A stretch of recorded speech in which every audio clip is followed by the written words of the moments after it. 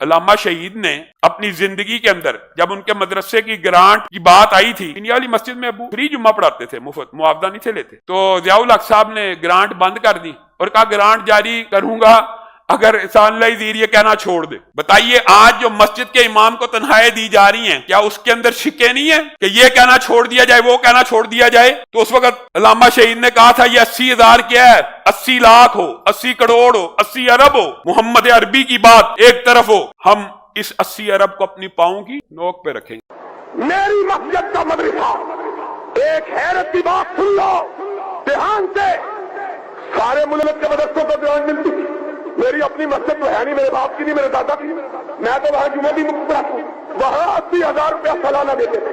جب پتا چلا امیر المومنین کو کہ یہ احسان اللہ ظہیر کی مسجد ہے، کہنے لگا زکات بند کر دو مدرسے کی، یا اس کو کہو حق کہنا چھوڑ دے۔ اور میں نے کہا جاہل، اور تجھ کو سمجھ ہی نہیں آئی، تو نے ہم کو جانا ہی نہیں، کعبے کے رب کی قسم یہ 80,000 کیا ہے، 80 لاکھ ہو، 80 کروڑ ہو، 80 ارب ایک طرف ہو، محمد کی بات ایک طرف ہو، میں 80 ارب کو اپنے پوچھ کی ٹھوکر پہ رکھوں گا۔